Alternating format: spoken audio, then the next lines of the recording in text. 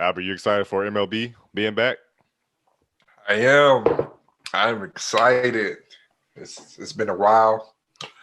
The Rangers are finally back open, so you finally get to go see, go field. What is it? Globe Life Go Field. Life. Yeah, Go Life Field. Uh, you know, 100% capacity is what they're 100%. saying. Yeah. Oh, okay. We didn't make any moves in the off season again. No, So we lost people. we, exactly. We we lost more made people. moves. Yeah, it was Yeah. subtraction. We made moves for other teams. But yeah, I'm excited for this season of baseball to see where it's going. Yeah. Kai and Jeff, I know that you're not viewers of the sport of baseball, but since we followed it in the postseason, especially the World Series, will you keep a close eye or track it every once in a while? Every once in a while. It's, Okay. it's not going to be an everyday thing. All right, Jeff, your silence is telling me that's a big fat no. Sir. You look like you play for the Chicago White Sox right now. For real, you do. Yeah, we know Like, what so they look I look Dominican. like. Jeff think Chicago White Sox is a Negro baseball team. I mean, I don't follow baseball at all, man. It's too damn boring. It's not boring. It's the Rangers' cheeks last year. Oh, the Rangers, they haven't been good in a few years, and it'll stay that way for a while. Our rebuild is going to last a while. But I mean, our division, like the people that are in it, they've also lost people. The A's lost a key player. Astros, they're breaking up that core. I think the who am I missing? Oh, like the Mariners, they always are rebuilding ever since they became an MLB team. King Griffey Jr. Yeah, Ichiro. Yeah, and I think the Angels, they're the only team that they sign a big time free agent every year, but they still never make it to the postseason. They have the best player in the league in Trout, and they, for some reason, they just cannot get over the hump in the second half to clinch a postseason berth. But anyway, we have some same faces and new places. Arenado, that played for the Rockies, he got traded to the Cardinals, which I will always hate the Cardinals because of the 2011 World Series where they came back and beat us. Albert Pujols and those guys. You have Lindor for with the Mets. Looks like the NL East will be stacked, the whole division. Trevor Bauer is going to the defending champions. Cheat code. That pitching rotation is even better after acquiring another ace. Blake Snell. Y'all remember that controversial move where the Rays manager pulled him out prematurely and they lost. And now he's with the Padres, which is they're in the same division as the Dodgers. So that'll be interesting, especially after Fernando Tatis Jr. got that huge contract and he's like the new face of the MLB. So that's exciting. And George Springer, who played for the Astros, who did a lot of damage on the Texas Rangers, has gone to the Blue Jays. So it should be fun. Thursday is opening day. I think all 30 teams are playing, if I'm correct. So it should be fun.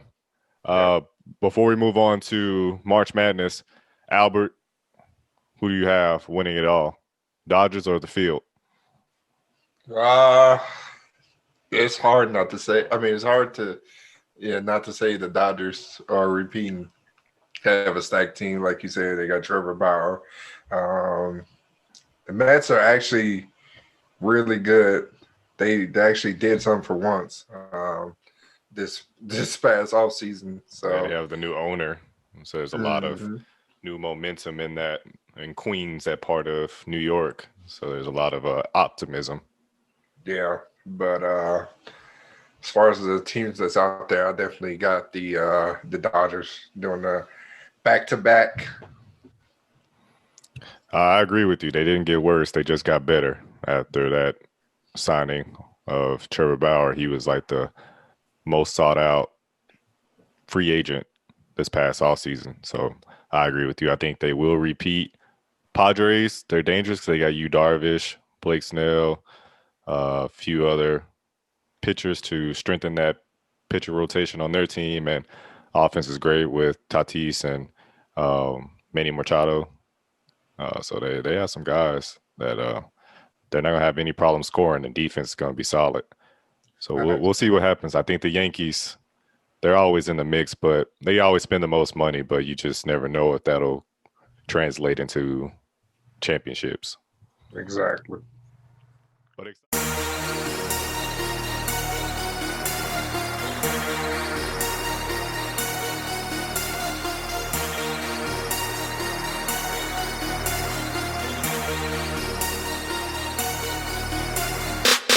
what's up, Podsters? Let's go. Welcome back. Welcome back. This is episode 50. Drum roll. 7. Let's go. 7.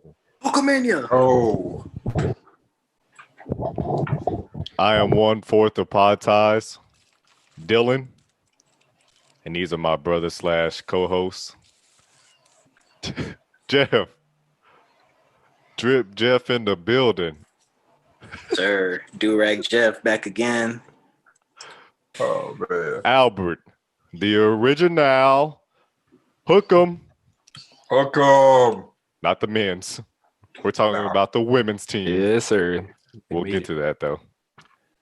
And last but not least, the one, the only, Kyron. Yes, sir. The most exciting thing in the sports world is March Madness. Yes, sir. Let's go. Double cup with the styrofoam. What? What? Future. Yeah. See, Jeff, they don't ever know future references. Hey, when you say they that. Don't put me in there because I already knew what it was. I never said I didn't know it, but that came out of nowhere. That's why I said, what? How did it come out of nowhere where it's talking about March Madness? Ooh. This guy. Oh. Oh my goodness. Well, we're currently Fan. in the Elite Eight. Sweet 16 happened. Y'all want to talk about any of those games that took place? Was there one game that, was very exciting to watch or controversial call that you didn't agree with late in the game? Is there anything that you can think of before we move on to these Elite Eight matchups and make our predictions? Because I have one. Starters, why did this dude on the far right look like Colin Murray? Far right. Let me see. Damn, Yeah, Oh, he do. I can see it. number 10 look like Bob Marley. Yeah, he was balling last night. Did y'all watch that game? Because that's the one I wanted to spotlight. Was Controversial. Who they go against? UCLA. they went up against Alabama. Yeah. They So beat that was Alabama. Alabama's one of their players. His last name is Reese. He made the buzzer beater 3-point shot to send him to overtime.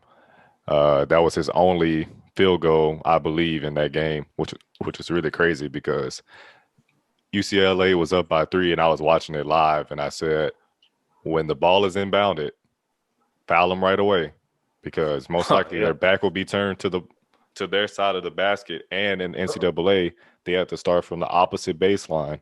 It's not like they advance it, past half court. Yeah. So 4.2 seconds, I think it was a little over 4 seconds, foul them. And in college basketball, they don't really make free throws anyway. I think Alabama, they missed like 30 themselves. So foul him right away, and they did it. And he made a clutch 3-pointer, sent it to overtime, but it still wasn't enough. UCLA maintained a lead in overtime, and they scored like 20-plus points in 5 minutes. So dang. they're like the second number 11 seed to reach the Elite Eight since VCU back in 2011 with this one coach that I won't name, but I will mention him in a bit. But yeah, that was the game that I enjoyed seeing UCLA go because they were the team that actually started off in the first 4, and they played Michigan State, so they had to fight their way into the tourney. So they didn't have an automatic bid. So what a Cinderella story that is. But Let's just go ahead and get into the Elite Eight real quick. As you see, you have Oregon State. They actually played already. They played Houston. Houston won. Congrats to Yeah. H-Town, University of So, Houston, making it to the Final Four. Um, I actually have it here. Making it, this is their first time reaching the Final Four since 1984 with Hakeem Olajuwon and all those dang. players on that team. Clyde Yeah, Drexler, That's crazy. Hall of Famers are on that squad. So Hall of Famers, bro. it's been a long time since they've advanced that far in the tournament. So this team's dangerous. I watched the game. I know, Albert, you said you did too, that Oregon State matchup. Mhm. And Oregon State, they almost came back. Houston almost let it slip away, but Yeah. they were able to close it out. But yeah, so we already know who gets in there. So there's 3 spots left in the Final Four. You have Gonzaga versus USC. That game's gonna be litty. Yes, sir. So You have Michigan versus UCLA, Litty. and you have Baylor versus Arkansas. Litty. Ooh, wait, that one gonna be Litty, crazy. lit. Mm-hmm. So out of those 3 games remaining, who do you have going to the Final Four? Who do you have going up against Houston? Let's just go ahead and knock this Baylor Arkansas game out the way. I say Baylor. I have Baylor in the Final Four on my bracket. And still Sick in it. 'em. I got them too. Yep. Jeff and I, we watched the Arkansas game. They should have lost that game. They should have, but remember I said that they always start off slow in the first half, and the second half they come back. But you can't do that against a team like Baylor. Exactly. They're actually playing better. Dang. I actually predicted those 2 games right to this point. They still playing in my bracket. That's 46, That's why. 38. That's right why now. you're in first place. Yeah, bro. Dang. It's crazy. Michigan, UCLA. I have Michigan. There Michigan you too go. cold, bro. They are Yeah, too cold. Michigan on the roll, but I wouldn't put it past UCLA. They've been fighting pretty hard. So They got something to prove, definitely. Nah, guess what? Their I'm not. road is ending.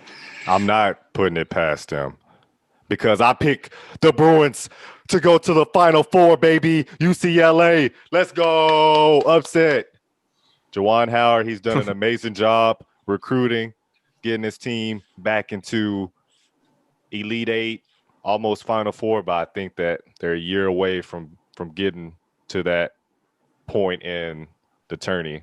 Oregon State, I feel like they're with the way this tournament has gone, there has to be one Cinderella team remaining to get to that Final Four. Probably Oregon will State, their candle, it went out. They kind of like got burned at the end, and so their little fairy tale is over. But UCLA, they're destined to get to the Final Four. Mark my words. not a bad pick. Yeah, it's not bad. I don't see it happening though, but Yeah, me either. Out of all Because these you don't- games. because you don't see it happening doesn't mean that it's not going to happen. then I can you see the think, Kai? future. I said, out of all these games, well, it's going to happen. That's the most likely one that I see. That's true, but it ain't Yeah. gonna happen. This man wear a white do-rag and he think he a psychic. Yes, sir. And then My the last meditation one, on. Gonzaga versus USC. Obviously, we all pick Gonzaga to win. So it'll be hard for me to pick against them. But the Mobley brothers, them boys, they're something else. So I feel Gonzaga, like they're this not. is actually closer for an upset than the other game. It could be because this is the one that you would think that percentage-wise, Gonzaga winning it will probably be in the high 70s, 80s, Mhm. possibly. So I feel like this could definitely, this is like cooking up to be a major upset. But I think Gonzaga, they just been too close to perfect to kind of mentally collapse now.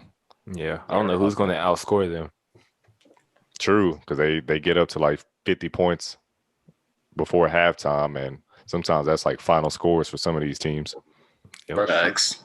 Especially this late in the tournament, their legs and stuff, they're all tired and they can't get their legs under them. So Gonzaga, I think they just had too many threats on the offensive side, and defense they do just enough. Mhm. Well, all right. Interesting. So seems like we're all basically, thinking the same when it comes to Final Four, except for I have UCLA with the upset, and we'll see tomorrow what happens. Right now, who's playing? They're playing right now. I mean, Michigan. not UCLA. Baylor at Arkansas. Oh, okay, okay. The All right. score update. This was what I wanted to talk about 46-38 real quick. Baylor. You're wearing the logo, Texas Longhorns, Albert. Shaka Smart, for some reason, I think he was on the hot seat, so maybe he just knew that his time was coming. So Mm. he thought, let me go ahead and move before they move me. And so he got a job offer at Marquette, and he happily took it. So now he's moving up to Wisconsin.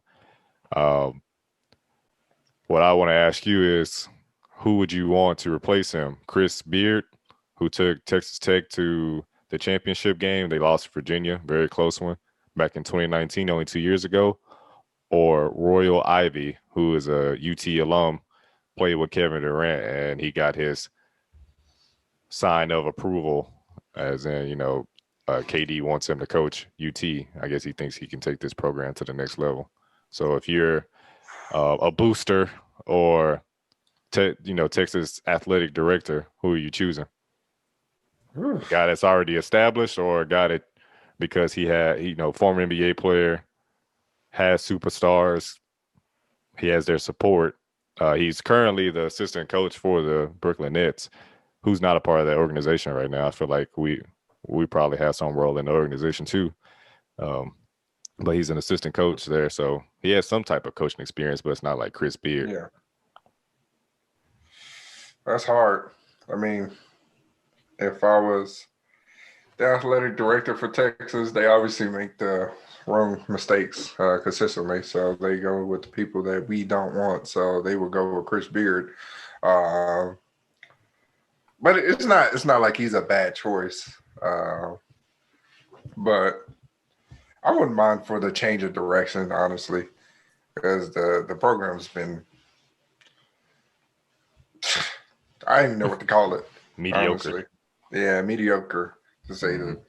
to say at least. So I wouldn't mind a change of scenery and going with Royal.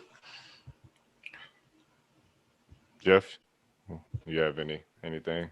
Kyron, I'm not asking you because you're an informant. You're gonna tell us something that's not good for the program. Yeah. Probably. I'm going for my black brother.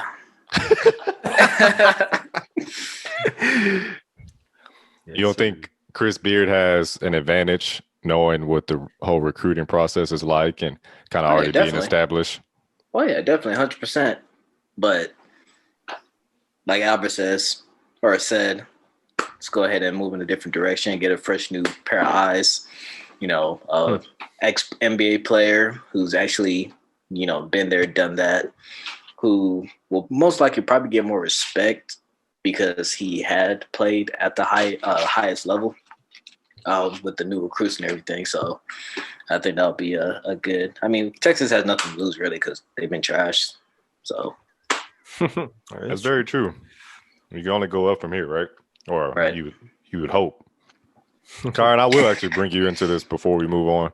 No. Chris Beard, what he can say in an interview is, you see what I just did to your rivals program.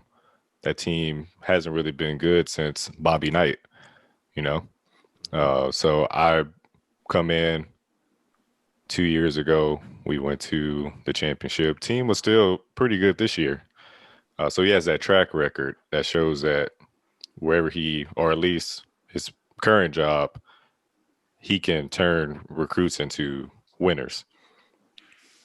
But if you're Royal Ivy, you can say, as what Jeff was saying, I have NBA experience. I'm really not that far removed from being a college athlete myself.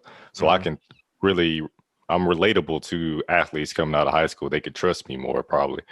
So what I want to ask you is, if you're a top recruit in the nation and UT is one of your choices, and Royal Ivy, you find out that he's been appointed as head coach of UT Austin, would you go to him because you grew up watching KD, he's one of your favorites, and just having that relationship that that he has with that kind of put UT as one of your, if not one, top two teams to commit to? I would say yes, because wouldn't only get that like coaching experience, you'll get that he actually played the game, so you can learn things from him. You can like, pick his brain more like on plays or what you can do in like certain positions or on the floor, stuff like that. As far as just a regular coach like what's his name? Beard. Chris Beard. Chris Beard. He'll probably have, I don't know.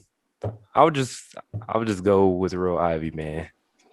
I could just pick his brain more, as an athlete, where I need to be in certain positions, plays, things like that. So, And most of like, what's his name? There was a football head coach. He came from, I think, Tech before, the one that just fired. Tom Herman. Tom Herman. I'm pretty sure he came from Tech before. It's like that whole Big 12 system. He was with Houston. Houston. The job before. Yeah. And it's like that whole just like system where they just, everybody wants to play for UT out of the Big 12 because, they're like the number one school coming out the Big 12. It doesn't mean that it's going to translate, honestly. yeah. Yeah. He also knows what it takes to, get to that next level, which players are trying to do in the first place. And I was going to hit on that. That's a perfect point right there, is that not only, Chris Beard could help you as far as he knows how to run offenses and defenses for college basketball. That's totally different from the professional side. But athletes, especially, someone that's a top recruit, which fans like me that's a fan of UT, I would want top recruits committing to that school. So they're not just thinking about college. That's just short term. How can they elevate and get to being a professional athlete? And Royal Ivy can say, well, I've been there, but not only have I been there, I wasn't an all-star, but I was teammates with all-stars, and now I'm an assistant coach and I'm in practices. I'm in there and I'm actually in practice with them. I'm heavily involved when KD is shooting around. I'm working with him, going through drills. So I think that would definitely put him a step up when it comes to just the attractiveness of him being associated with a program like UT. So yes, sir. I'm rocking with y'all. I think Royal Ivy would be great, but I also wouldn't be mad at Chris Beard either. I think either way it would be better than possibly Shaka Smart. And nothing against him. I thought he did an okay job. He just couldn't get it done in the tournament, which the last couple of years it's really hard to react to, or it's really hard to judge a team's performance with these last couple of years with all the things that have gone on. But still, he had been here for which I couldn't believe, I think 7 seasons. Dang. Yeah, so that's enough. Get him out of there, coach. If you can't even get to the second round, it's time for a fresh start, a new era. Yeah, 3 strikes, you're out. He's way overdue. New breath of fresh air. What is that? Some nonsense. All right, man. So we all know most popping thing in sports right now is, of course, March Madness. But tonight we're not gonna touch on what's been going on the court. We gonna step off the court. All right. The slides on. Yes, sir. Put the slides on. Put your backpack. Be sitting down. All right. So when March Madness comes around, man, we normally think about what? The men's side, right? Yep. We don't touch on the women's side. Well, that's exactly what's the problem. That's been plaguing the women's side of NCAA March Madness as we speak right now. Yeah. So the women have been speaking. The women have been speaking up, man. They've been posting pictures as the one you see here, and of the mistreatment and everything they've been receiving as opposed to the men's side. That That's look crazy. nasty. Yeah, I don't know what that is, bro. More like what you eating. The differences are really night and day, man. That's hummus. More like gel. Yeah. Like the differences are night and day. So we see from the weights to the meals, as you see here, and just to the March Madness merch, bro. It's crazy. And they've The been, big dance. yeah, NCAA. They've been making excuses. Like I read that the weight room. They said the weight room for the women's they didn't have enough space. If you seen the space, it was big. It was Yeah. big as hell. They just had a weight rack the size of this Gatorade bottle. So yeah, bro, it's been crazy. It's been pretty wild, man. And I didn't know. I knew it was like a big discrepancy. That word Discrepancy. Yeah, I don't know, bro. I can't say that. Yeah, but I didn't know it was that much. I honestly didn't, bro. It's pretty crazy. So you know what the problem is? Why would you do March Madness for women and men at the same time? You gotta have the separate. You have to have it separate, man. Why? Is it gonna be April Madness? That's what I'm saying. Well, like a April Madness. It don't hit the time. It's more basketball. We get to see basketball. It's not like we get to see men and women play at the same time. It's not like that's what you want. You want more basketball. You don't want less basketball. Why separate it? Because people already don't watch it enough, which is why they have a whack facility and they get the whack meals. Is because there's not enough revenue being generated. Yeah, So aren't they televised on TV? Or don't they have an ESPN TV rights deal? Like, just I'm because sure there's the a deal don't mean NCAA people are made- watching. Yeah, but it's still money. That's guaranteed money that the Exactly. NCAA is getting. So wouldn't you invest that into facilities and food and whatever else if you're creating this bubble-like atmosphere for the athletes? So that deal compared to the men's side? Do we have numbers on that? How does that compare? You can't compare. I'm pretty sure it's in the can't. millions either way. Yeah, March Madness is Not under like- one umbrella. It should Yeah, be it's not- March Madness men's and March Madness women. Exactly. But that's what they treated as. It's And it's divide. not like if you put the men's and the women's in a different month, that definitely doesn't make sense because the tendency to watch more basketball happens once basketball is on. You're not gonna watch basketball in April or May when it's all set like 2 months after the men's continue to play. More people will watch it once like the men are playing because it's like, okay, I watched a great game. Let me check out the women's. You're not just gonna just turn on in May, middle of May, where like the playoffs in the NBA, you gotta think of other sports that come into play. Like the NBA is almost over. Like it's time for playoffs in May. Like baseball is getting hotter during that time. Like there's a lot of factors that come into why they, put it together. But also how they treat women shouldn't be based on the TV rights deal. Like this is just basic stuff. Like give them the same stuff. It doesn't matter what your rights are generating. You're supposed to get the same food and the same like weight equipment.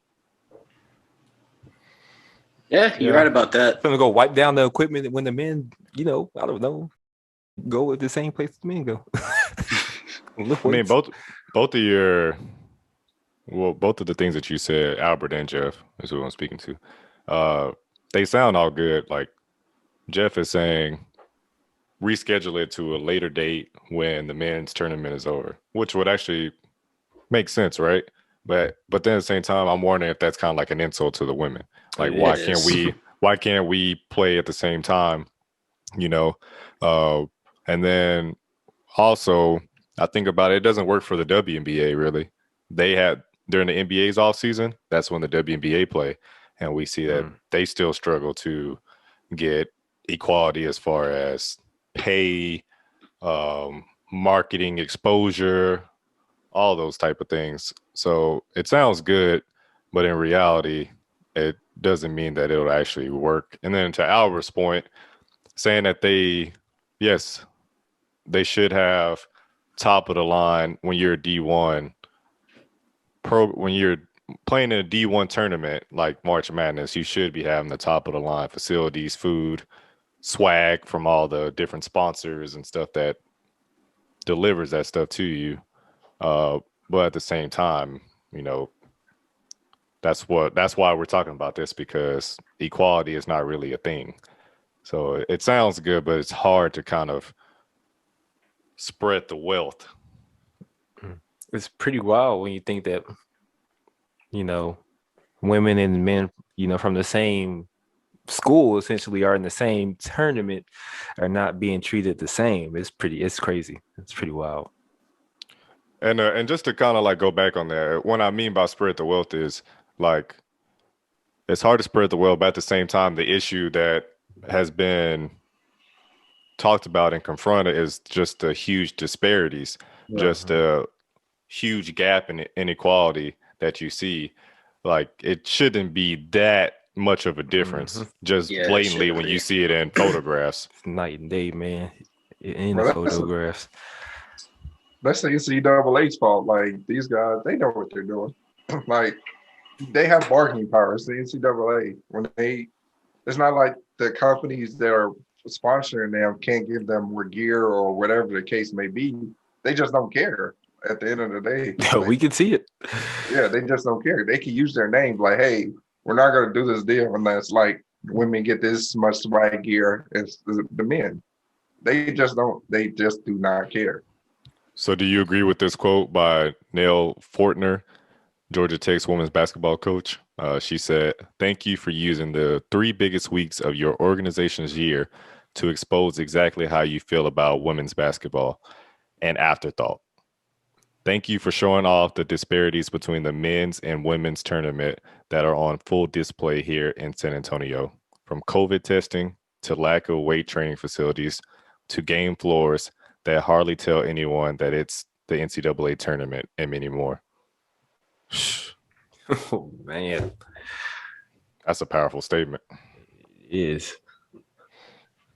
Jeff? So, Now, has it always been like this, or is it just this year? it's probably just coming to light.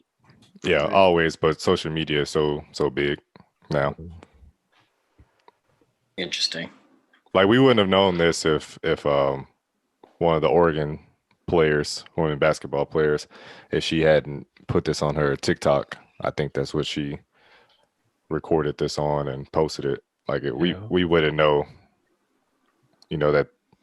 I mean, really, that I think high school athletics gets better treatment than that. You know, For real. Bro, they had a whole room. They said they didn't have enough room. They had one little weight rack, and then they had all this space in the damn back. That's so disrespectful. Then Disrespectful. then had some yoga mats sitting on the table. Bruh. Like, are college basketball players really doing yoga?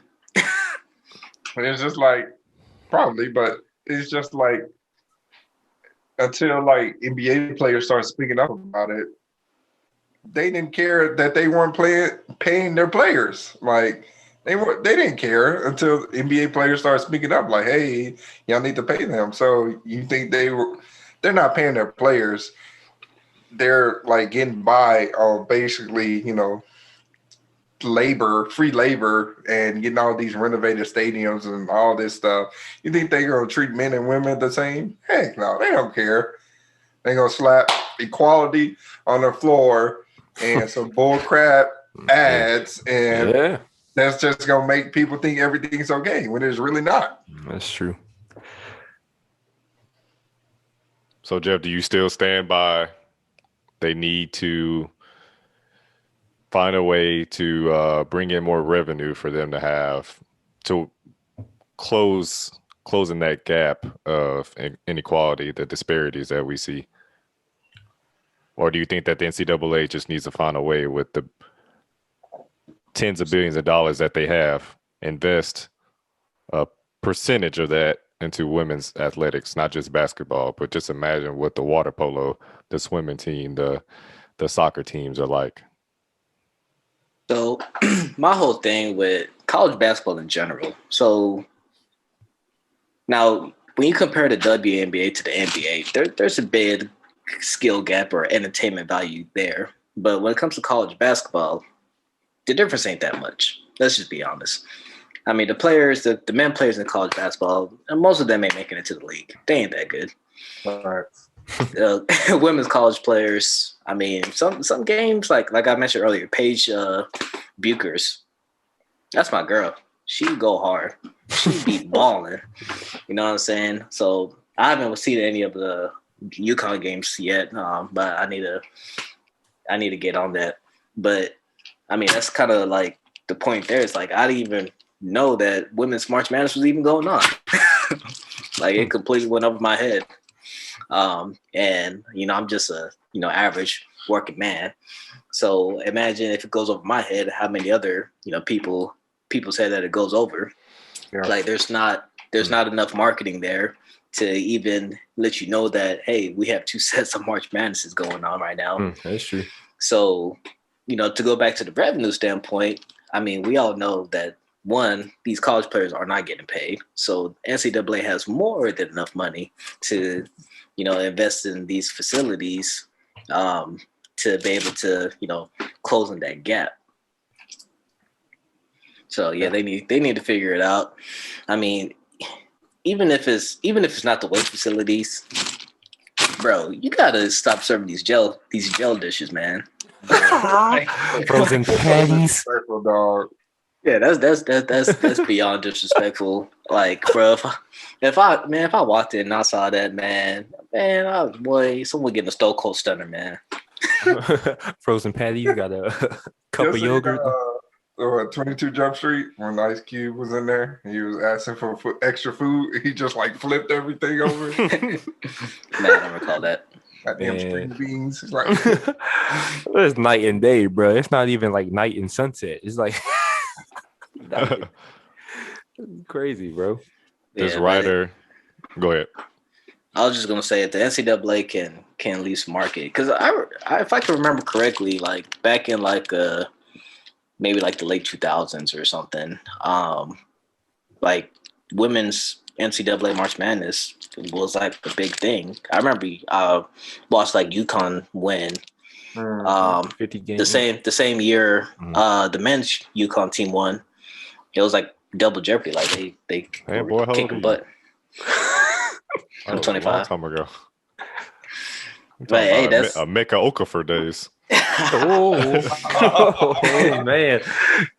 But the point is that, like, what happened to then versus now? Like, where's the discrepancy? Like, what's going on with the marketing? The more marketing you have, the more eyes that'll be on women's basketball, which will bring in revenue. Yeah, let me just share this real quick. This article written by Kendall Baker. This lets you know that it's a very big possibility that the NCAA, the reason why women's basketball is not getting the exposure that it deserves, is because the NCAA they're not doing anything.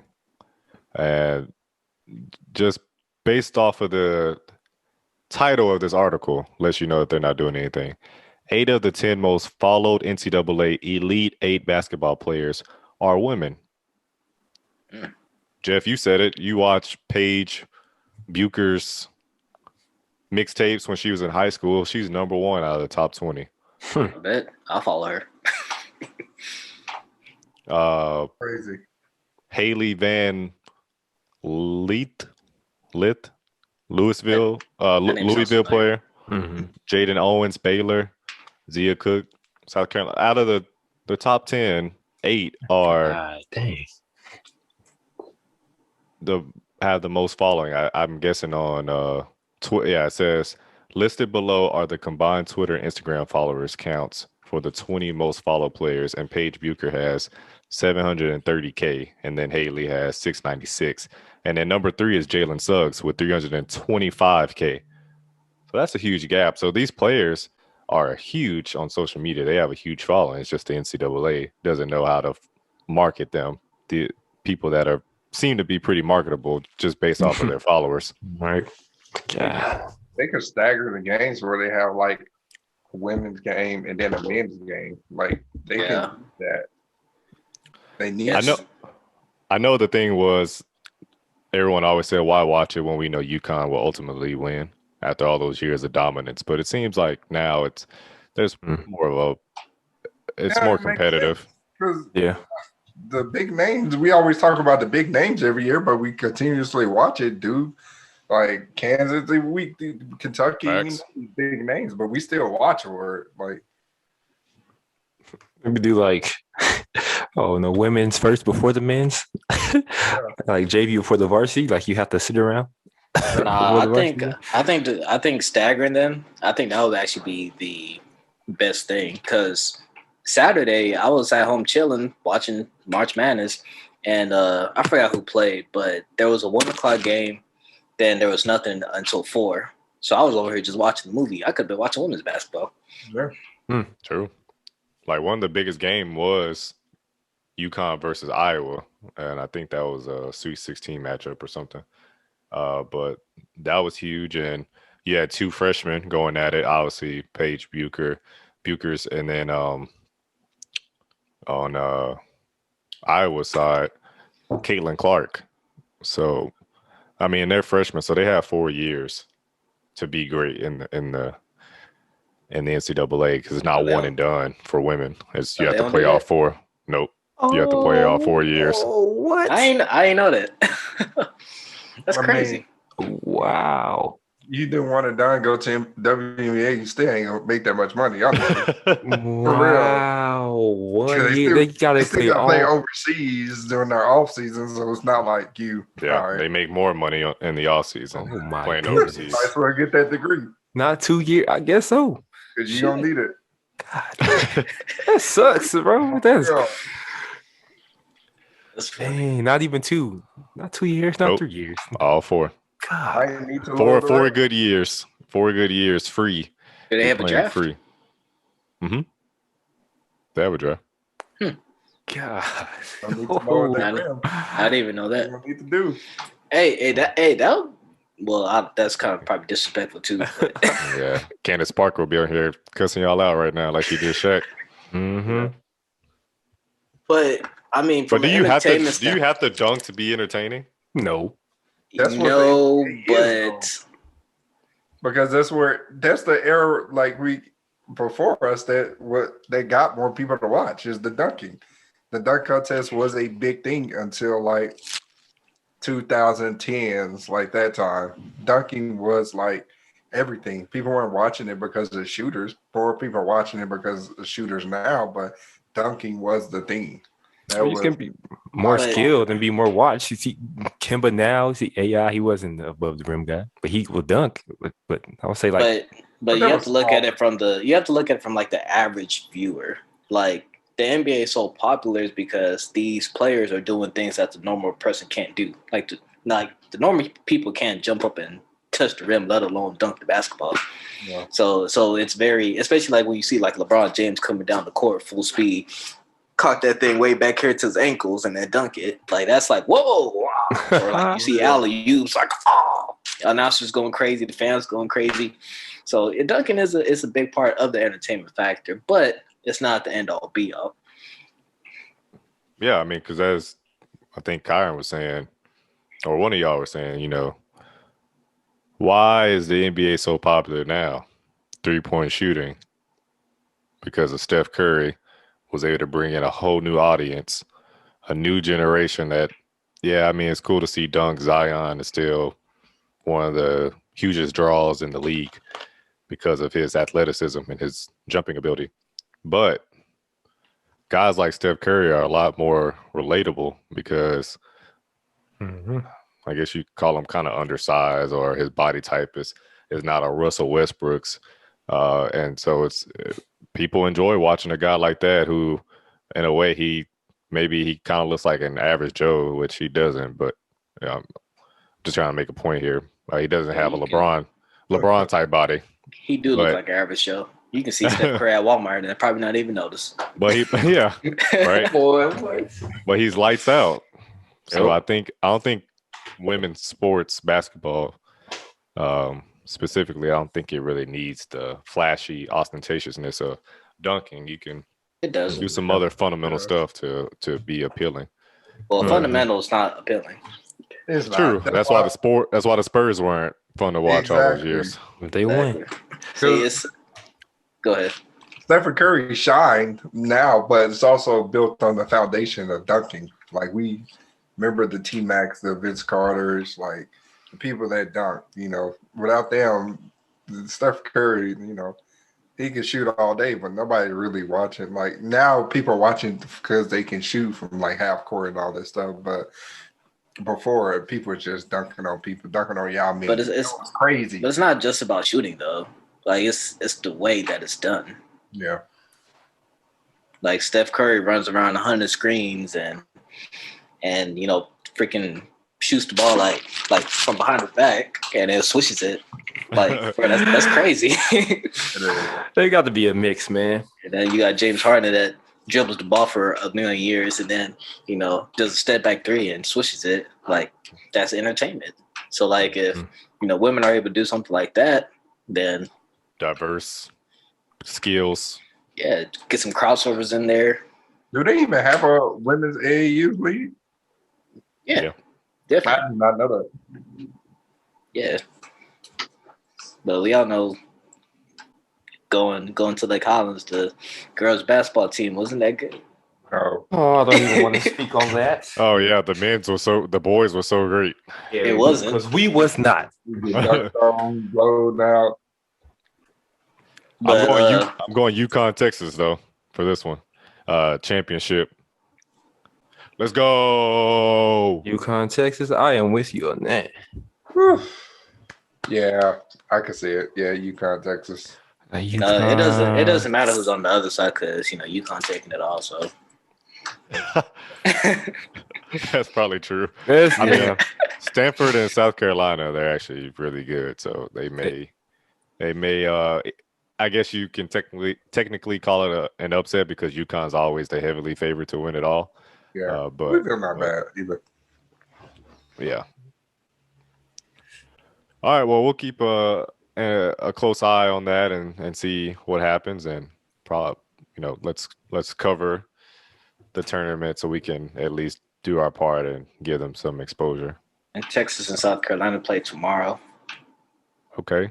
Drake gave Texas a shout out. I think he won some big money when they beat Maryland in the last round. He's like a adopted Texan too himself. I was talking about OV Live. Yeah. NBA trade deadline happened.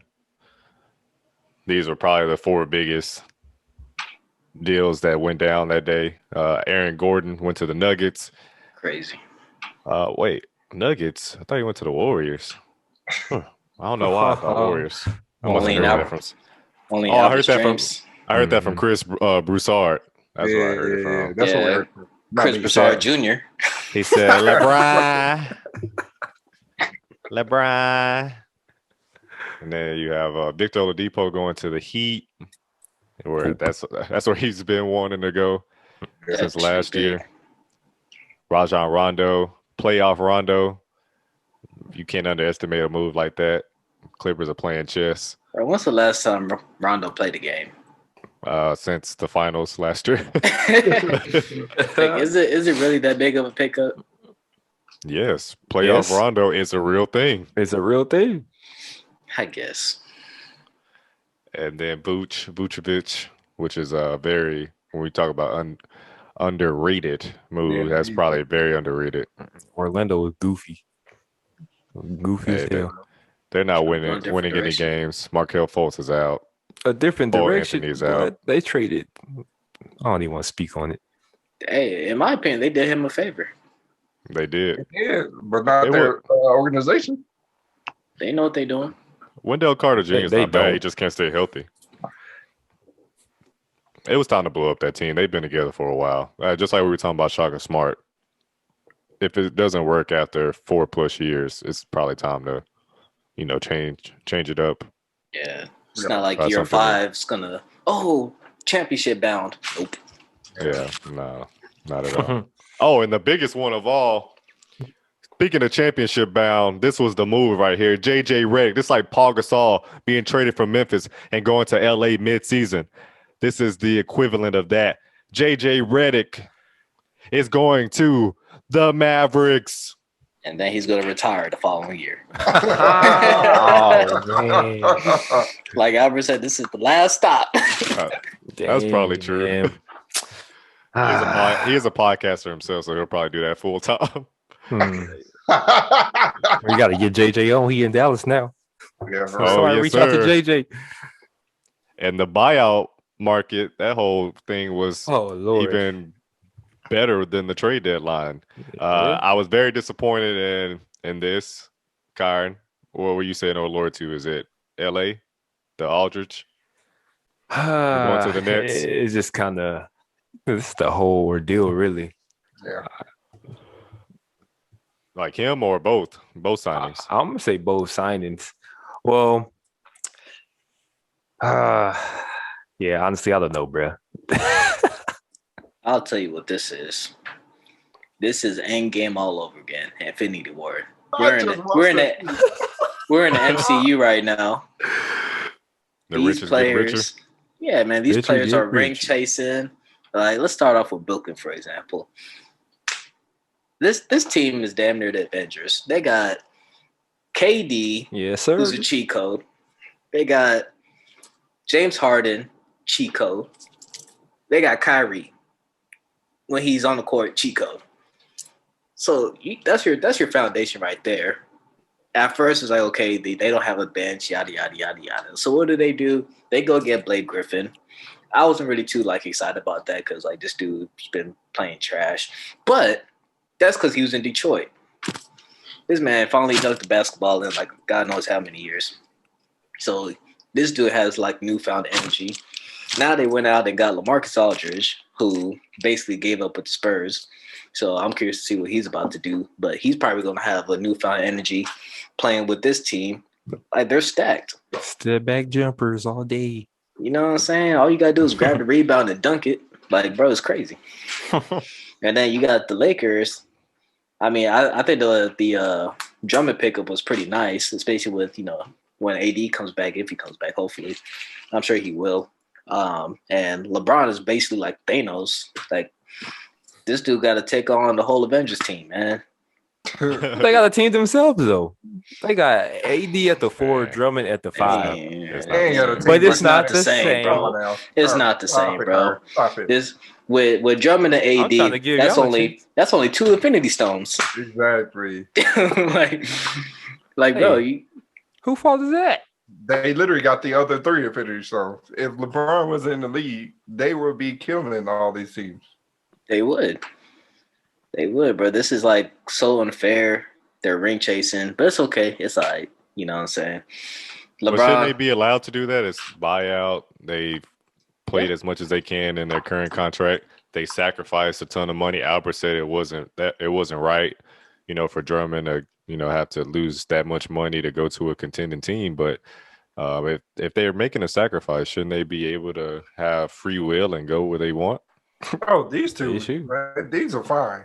It's just the whole where we're going, the last decade plus couple years with NBA. It's everybody's going to a super team. It's not like people actually want to compete on the actual team and actually, do it how traditionally they used to do it. It's just let's win within the next 5 years. Nobody's staying with the team, that drafted them. well, You already getting paid millions.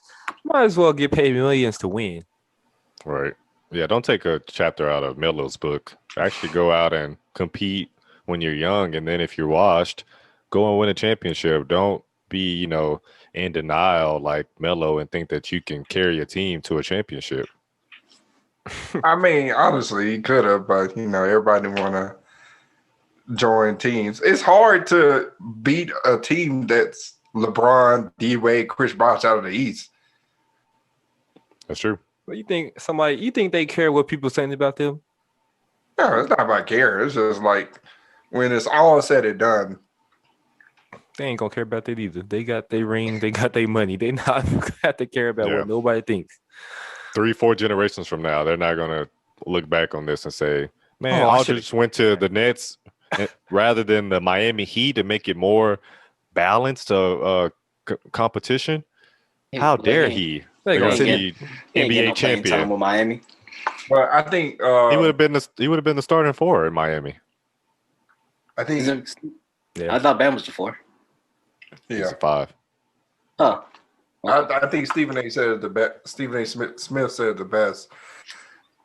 Actually, I was talking about this today. Like your actions create a precedence that if you don't review like the second or third term effects of it, then your actions actually have more effect on other people than you realize it. And I see this happening, especially because AAU teams already do it.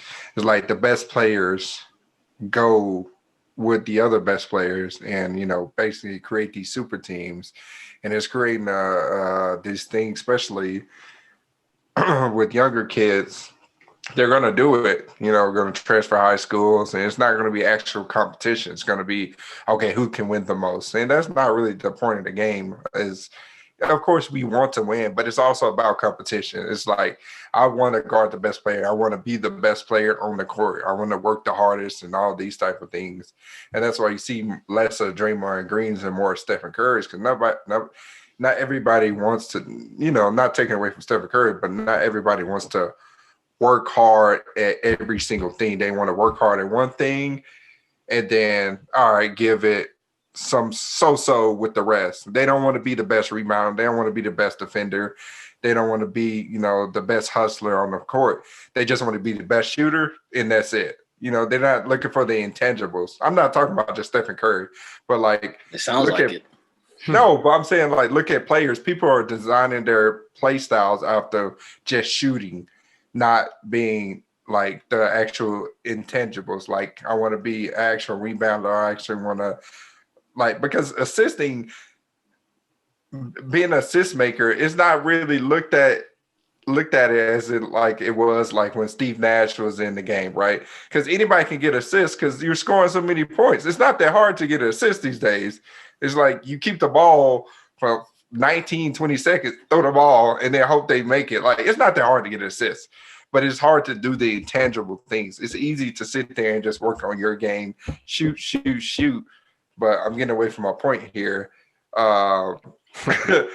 These things are like he said it. Stephen A. Smith said it the best. A lot of players want to defer these days. They're not looking to be like, I want you. Like I want to face the best player. I don't care about like the other people, like the Jordans. Jordans and Kobe's. Those guys had like they're dogs. They're dogs. Like they want the best player. They will like. Off the court, whatever the case may be, they want the best. They want to go up against the best player. Of course, they want to win. But at the same time, when it comes down to it, 4 minutes left, 5 minutes left, they want to go up against the best player in the league. They don't want to be on the same team with the best player per se. If y'all get what I'm saying. No. If they had this all the started chance by to, LeBron.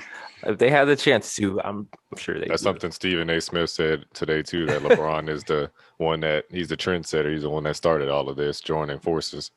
But how? That doesn't make any sense. People forget decision. about the Celtics. Yeah, but they would trade it. Yeah, but it's not like they didn't have a factor into that. That's true. They had a factor in it. Ray Allen was still Ray Allen. Kevin Garnett was still Kevin Garnett. Paul Pierce was still the truth. It's not like these guys are scrubs. These guys started that. LeBron just did it in the free agency. True. Yeah, but he made it popular. More popular, especially in the fashion that he did it.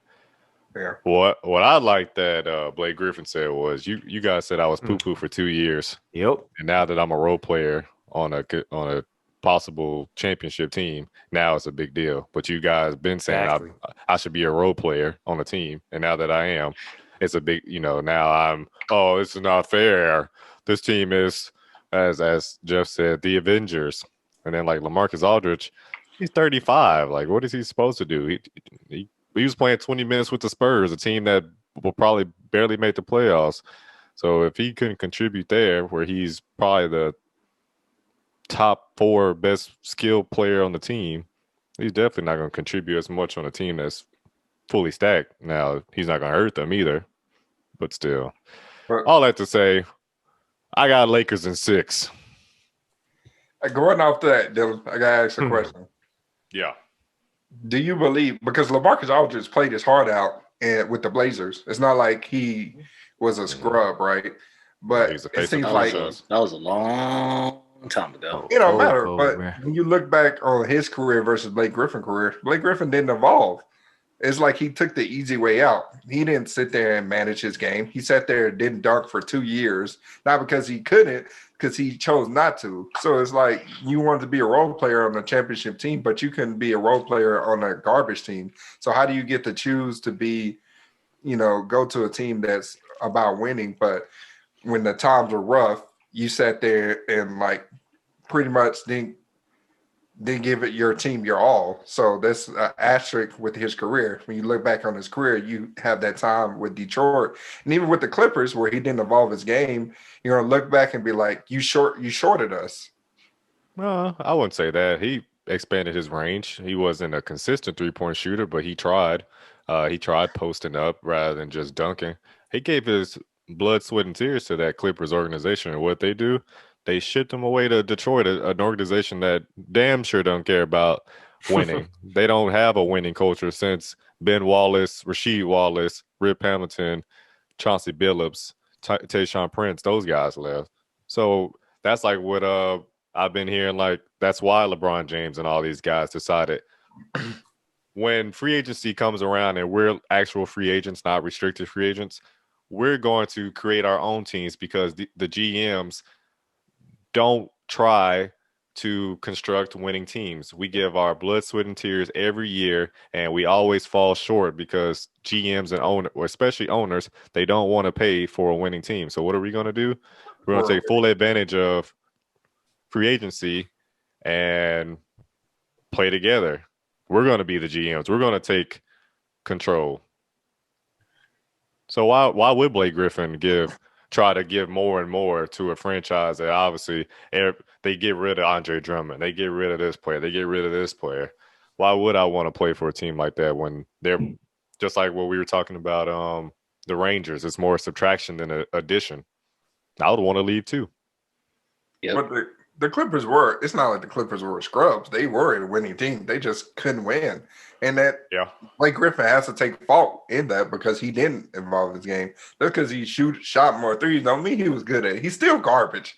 He just can't, he's not garbage, but he just he didn't really expand his range. He just started shooting more threes, thinking that he could, even just the same basic Blake Griffin package that we've been, we've had. Oh, high flyer. Oh, okay. But what else can you do? Can you get down on the block? Can you box guys out? Can you actually move and, open the floor, extend the plays?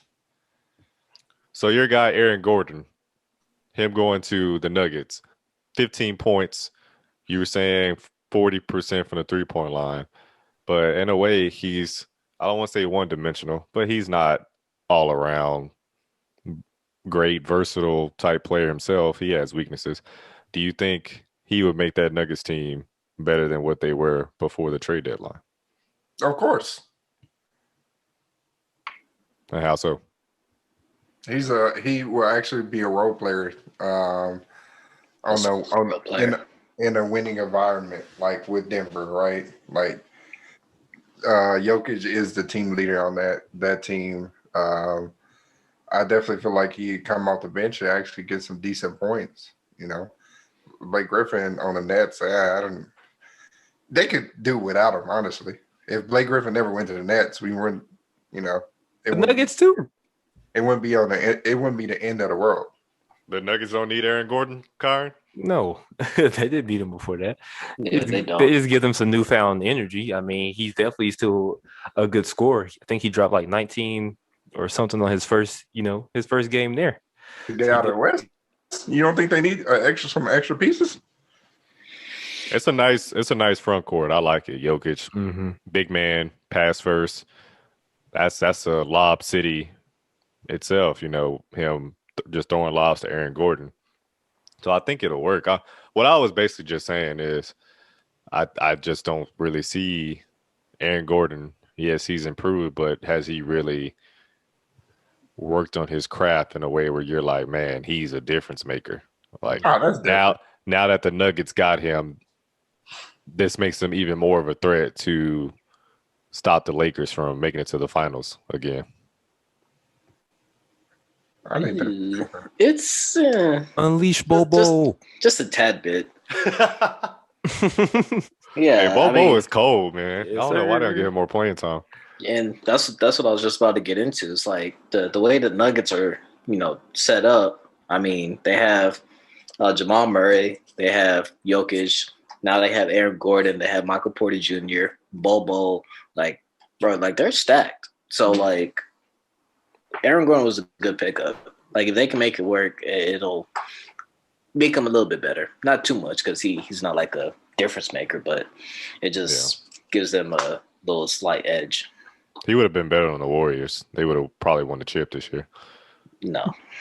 I will agree that him being the starting forward is better than a very old Paul Millsap. Just like the Lakers Nope. picking up Andre Drummond, a guy that can get you 20 and 15 any night, Yes. is way better. And I love Marc Gasol, but he needs to Yup. retire after this year. Mhm. facts. It's an upgrade for both teams. I thought he still had something in the tank. He got nothing. I'd rather have Kareem Abdul-Jabbar right now out there. Facts. on the hill where it looks like you have some gas left, but you don't really have it. It's Mhm. close to a flat surface. Bro, I didn't know he dwindled that much, bruh. The real question is, since we believe, or I don't know if you guys believe this, but the majority of basketball fans believe that these two teams are the deepest. They have the most depth. They have the most superstars. These two squads, if they make the finals, if everything works out and we get a KD versus LeBron matchup again, LeBron versus Kyrie, I mean, the storylines would be crazy. Just all the Woo. connections and stuff. Who is winning it? I said Lakers in 6. I lied. I don't actually know. I would have to go with the Nets, to be honest. Probably in 5, really. Nets, bro. Uh, Nets ain't gonna get out and run. Boy. It's the shooting for me. Yep. Shooting, everything, pretty much. Yeah, I think this team's a little bit too much for LeBron. We got to remember he's 36. So, yeah, it's too much firepower. But he is, damn, what's his name? The Avengers, Thanos. LeBron's Thanos. So I'm on his side. I'm going for LeBron. Woohoo. No, sir, ski. It's probably not going to happen, but I'm still going for him. They got to pick up one more person, another shooter, Yeah. just to convince me. And somebody has to get bought out. Nets might lose the rebound battle. It's not about to matter. The Warriors have to buy out Steph Curry for me to agree with you that the Lakers will win a 7-game series. For real. 7 games, bro. It's not happening. It's not Yeah. happening. Yeah, it's too much for LeBron. But It is. They really have to put this together just to beat LeBron. That's crazy. They can't make any mistakes. You can't have a J.R. Smith moment, a George Hill moment where you miss free throws late in the game because KD Right. is just going, Yep. eat those mistakes. And they got rid of Rondo. That was their crucial piece that they needed to keep in order for them to repeat. They need, come on now. Just looking at it, it just looks so damn overpowering. It's like, this is not fair. Throw in the towel. Like, Yeah. That shooting up the first 5 up there, bro. And the Nets, I mean, they have the guy who's probably going to be named MVP no, of the league this season, James Harden. no, Yes, sir. no. Let me stop The you best, there. the best player on the planet Let me right stop now. Charles Barkley did say this, asinine thing, but what hasn't come out of Charles Barkley's mouth that's been crazy, right? James Harden has been playing great as of lately. Um, Lately. playing without Kyrie and KD. Whoa. He led the Nets to their 17th win in their last 20 games. The last game he had 44, 14 to 8 rebound. 8 assists. So, he's been playing great. But I say but because we can't forget out west in the Mile High City, a man named Jokic. Jokic is playing outstanding. Oh, now you want to jump on the train. You see this, Kyron? Wow. We were already on that train. Now you Yep. want a ticket. We was already Guess there. what? We left. Can't get a first class ticket on our train because we class of 2014.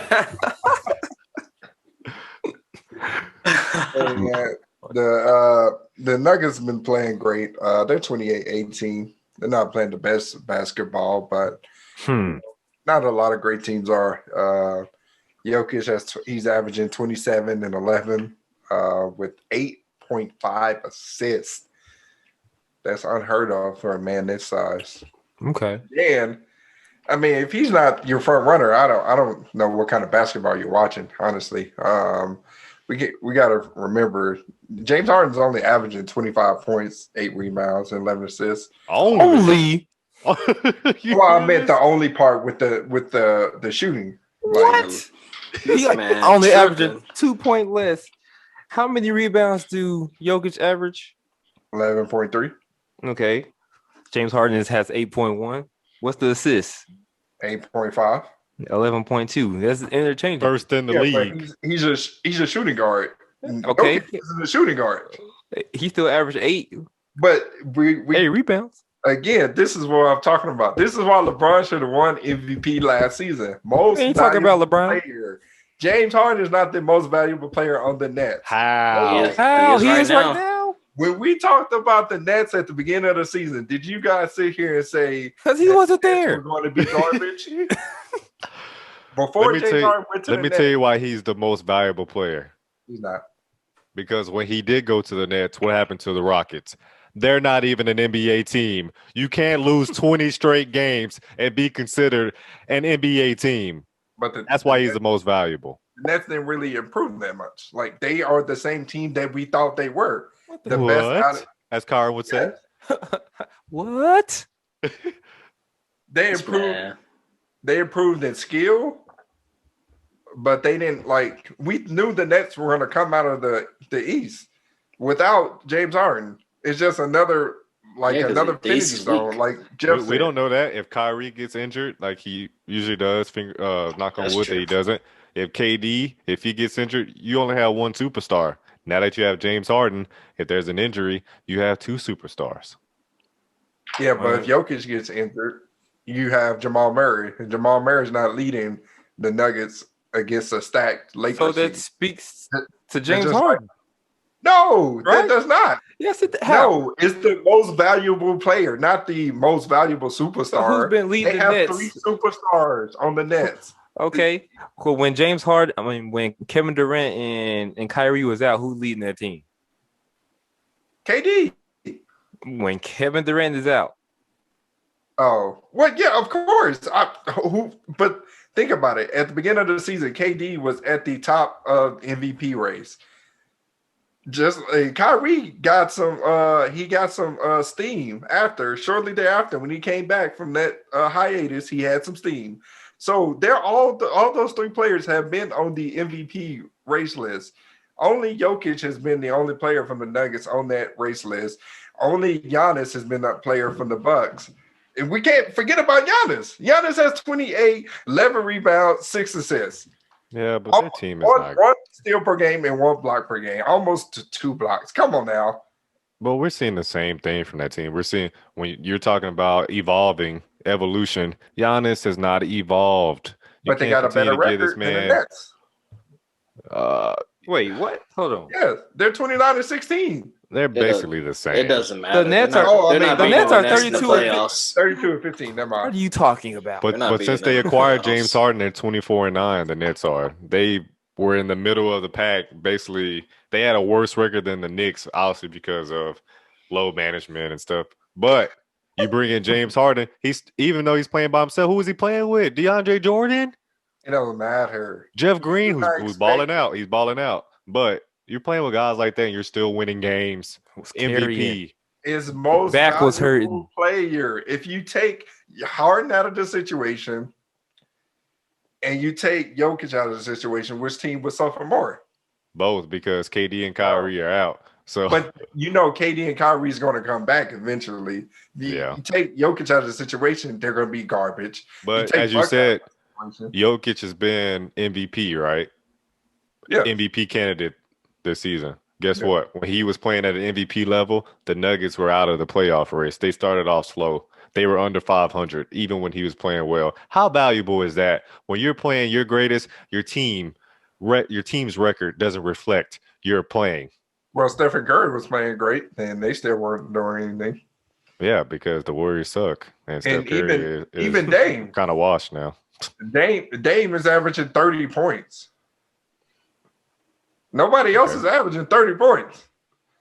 And they have the same record as the Nuggets. So come on now. The Nets, Jeff, the Nets are in the weakest conference. Are we not forgetting this? They're not playing the Lakers every day. They're not playing the Nuggets. They're not playing the Trailblazers. They're not playing the Clippers. They're playing the Bucks. They're playing the Heat. That's not a testament to how The Heat is absolute garbage. the who conference in the West is. are serious contenders? They're more serious contenders than the East. Who? You put the NBA standings for power rankings, you will have more West teams on there than you have East teams. Who other than the Lakers and the Clippers and possibly the Nuggets? You're not counting the Jazz. You're not counting the Trailblazers. You're not counting the Suns. I said the Nuggets. Yeah, they were probably number 3 behind the Lakers and Clippers. Yeah, but who you count out of the East besides the Nets? What? 76ers with a healthy Embiid. With a healthy Embiid. Exactly. Bucks, but we've been talking about health. But the Bucks are the same team from last year. You just said it. Yeah. Well, you don't know how the Celtics are going to play in the postseason. They're in a funk right now, but they were in the Eastern Conference Finals last year. Okay, so we're the Heat, but look at the Heat. It was a wait until Oladipo comes back. I mean, it's debuts. We don't know what that team's going to look like. They just picked up Trevor Ariza, who always plays well, no matter how old he is and how many teams he's going to play for. Jeff, go ahead, Jeff. You look like you're about to fall asleep, so I want to get you in this before we close out. It's the regular season. It really doesn't matter. All right. Well, Well, that'll end episode 57. You meant to say 32-15 versus 28-18. Yes, Like, but you mic also drop. have 3 superstars. It doesn't matter. It does matter. What you mean? It doesn't matter. It doesn't matter at all. For What? James Harden's the NBA history, he's gonna make it to the playoffs and then not do a damn thing. Man, how many games they played together this season? 2? All 3 Right. on the court at one time. Yes, It does not basically. matter. My point What? is You if just the said- Nets were coming out of the Eastern Conference, no matter if James Harden was on there or not, we all picked them to come But- out of the East. But yeah, Because we picked them doesn't mean that it would actually happen. Yeah, like KD and Kyrie missed so many games. So It like, does not matter. Most valuable player. This is why LeBron did not win it last year, because y'all sat there and said that he was not the most valuable player. Because if you took Giannis out of the situation, the Bucks wouldn't have been the same. This is the same exact thing. If you take Jokic out of the situation, the Nuggets will not be the same. If you take James Harden out of the situation, these guys aren't out for the rest of the season. These guys are still going to come back. These Might as well they're be still- out for Yeah, rest but of we're the not season. talking about when they come back. We're talking about his Exactly right performance in the now. regular season now. The fact that they haven't really played they even still are 1/3 in of the regular East. season. They still are in the East. They still have a shot. But you act like they should be in, like, right now. The East is so weak that they're in first place and they're 8 games ahead of second place. They're not even in first place. You even said it. The Celtics are playing great, but you don't know what they're going to have happen in the playoffs. So you can't count them out. Even the sorry team like the Celtics. And I did it. I just said they were a threat. That's what I'm saying. You can't count them out. But if you're in the Western Conference and you slip a couple games, you have the Suns. You have so many teams that can grab you and slip. You don't Yeah, have but room that's- for. You don't have Hey, room for. Albert's just biased. How? I don't go for the Nuggets. You don't have to go for the Nuggets, but you just keep talking about the West and how stacked it is. Stacked. Everybody knows the West is how stacked it is. That's how when you pick the All-Star team, It ain't that there's more stacked. people on the West. You would think That's Albert. You would think Albert went to Colorado for a couple weeks or something. The fact for him supporting Jokic like this. I was smoking. Do you agree with Stephen A. Smith's top 5 MVP list, or do you still have LeBron, Durant, and Embiid in that, even with injury? No, I agree with this. This is pretty solid. I do too. I would put JJ Redick in there though in the Mavs jersey. Oh but gosh. we gotta see him play. And that's it. That's it for pot ties. No. I'm taking. I can't do it because Donovan Mitchell. He's number 1 in the West. Yeah. Going crazy. So I really can't take him out. But my 6th man, Zion Williamson. Anyways, Hey man, he's playing great. I'm not gonna lie. yeah, he's playing He's pretty. averaging 26 points. Yeah, but Who would y'all remove? My point: if LeBron, Joel Embiid was playing right now, James Harden wouldn't even be in the conversation. Because when they were playing, he wasn't in the conversation, and he was still playing great. So how when those He was guys still- come out? Him and Kyrie were still trying to mesh. The 2 games they did play together. How when they come, how when they leave the court, he's all of a sudden front runner. No, there's just biasy against smaller market teams like Denver. And I think anybody would acknowledge that the fact that the reason why he's front runner is because those 2 guys have missed a good chunk of the season. If they were still playing and then playing at the level that they were playing when they were front runners, then they would definitely be ahead of him. But the fact that they're not, and this is a race, he's ahead of it because they're not participating in the race right now. He's not headed. It's James Harden, Facts. hands down, Beard. nothing but net. Beer gang. And that'll end episode 57.